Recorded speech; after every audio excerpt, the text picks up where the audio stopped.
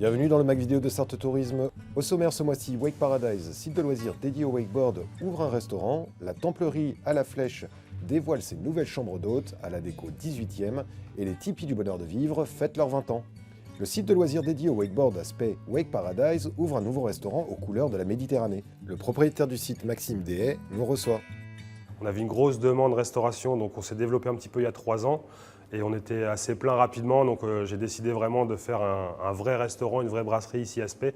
Moi, ce qui était important, c'était de pouvoir prolonger l'aspect un peu plage qu'on a sur l'extérieur, le sable, les palmiers, etc., le lac, de prolonger ça dans le restaurant. Donc c'est pour ça qu'on a beaucoup de matériaux naturels, on a beaucoup de bois, de couleurs un peu claires. Bon, on a le mur couleur lagon pour rappeler un petit peu les vacances, le soleil. Et on a la cheminée qui est juste derrière nous pour pouvoir se réchauffer, que ce soit un peu plus cosy l'hiver. Pour pouvoir venir manger au bord du feu, ça sera très sympa. Et une énorme baie vitrée de 14 mètres de long. Peu importe où on mange, dans la salle, on a une vue sur les palmiers et une vue sur l'eau. Le concept pour nous cet hiver, ça va être de proposer chaque semaine une nouvelle carte. Donc, ce qui fait que vous pourrez venir manger chez nous quasiment tous les jours sans manger la même chose. On va avoir une carte beaucoup plus chiadée avec entrée, plat, dessert, avec des entrées de saison. Tout est fait maison par nos cuisiniers et nos pâtissiers. J'ai décidé cet hiver, pour la première fois, comme on sera ouvert toute l'année, de prolonger ce qu'on appelait plus communément l'été les apéromix. Donc c'était des DJ qui venaient mixer au milieu du lac. On continuera avec plus des concerts qui seront en intérieur ou sous la terrasse couverte. Alors dans le restaurant, dans la salle intérieure, on peut accueillir entre 80 et 100 places assises. Ensuite, on a la terrasse sur pilotis et la terrasse devant le restaurant. Donc en tout, on a 190 places en cumulé intérieur-extérieur. Je m'étais dit, quand je construirai un restaurant, il ressemblera à ça, je veux cette ambiance-là, je veux ci, je veux ça. La récompense pour moi, c'est quand les clients rentrent et me confirment ce que je pensais en disant « ouais, le resto est super sympa, c'est génial, on a vraiment l'impression d'être en vacances ». Pour moi, c'est la partie gagnante du pari, elle est là. Nathalie Polomac ouvre 4 chambres d'hôtes à la Flèche dans un hôtel particulier du XVIIIe siècle, la Templerie.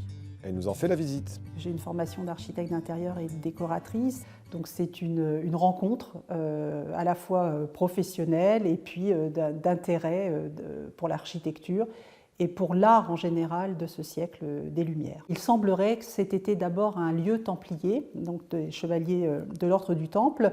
L'essence du lieu, c'est vraiment le XVIIIe siècle. C'est un hôtel particulier, en pierre de tuffeau.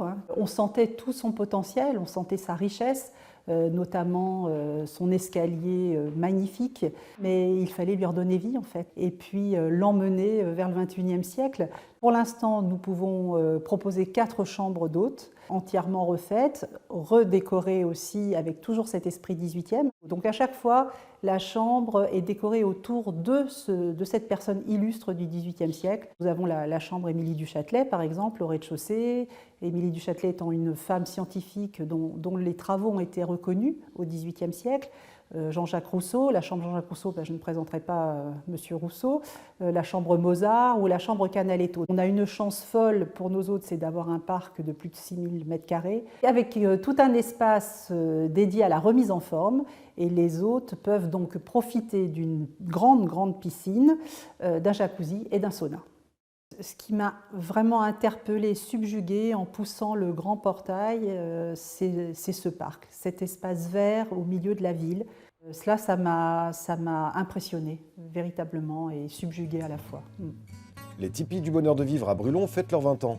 Jean Lesmoreau, à l'origine du site dédié à la culture amérindienne, nous raconte ses débuts et revient sur le concept. Ça a commencé avec juste une idée en fait, c'était déjà personnellement de m'acheter un tipi, puisque j'étais très sensible à la culture amérindienne.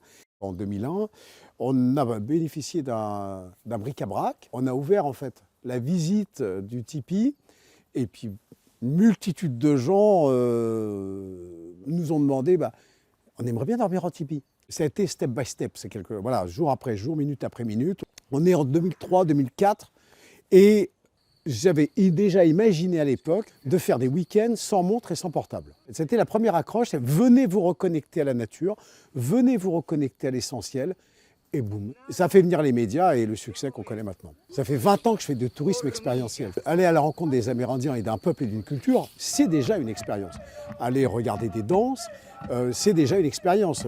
On se retrouve sans portable, sans télé, juste autour d'un feu, et on vit pendant 1h15, 1h30, au rythme des contes et légendes. Et quand les Amérindiens sont là, il y a les chants, il y a les flûtes, il y a la musique. Dormir en tipi, c'est une expérience. Le tipi, c'est un habitat basique, malgré tout très technique dans le montage, hein. On a juste des sommiers, des matelas. Mais on a le feu au milieu. Et ça, c'est la grande force des tipis à Brulon, c'est-à-dire qu'on a les 20 tipis qui sont illuminés le soir. Puis le matin, en été, vers 5-6 heures du matin, la grande volière se met en marche, on écoute les oiseaux, on a les chevaux, on a les loups qui chantent, qui hurlent, voilà. C'est un environnement extraordinaire. On a rajouté d'autres expériences. Alors des expériences relativement simples, par exemple un parcours méditatif. Les Amérindiens, sont très liés aux loups. Et il y a 5 ans, on a lancé cette activité qui marche très fort, face à face avec les loups. Les Amérindiens qui viennent ici sont de vrais Amérindiens. Ce ne sont pas des gens déguisés qui vont faire une prestation. On a eu, pour les 20 ans par exemple, la culture maya, aztèque, avec un Amérindien qui venait de Mexico. On a eu un Blackfeet qui venait de Missoula. On avait des Crocs. On se déconnecte. On vient apprendre quelque chose et on vient se nourrir. Fin du Mac Vidéo, rendez-vous le mois prochain pour de nouvelles infos touristiques. Kimokatos, Kimokatos, Kimokatos.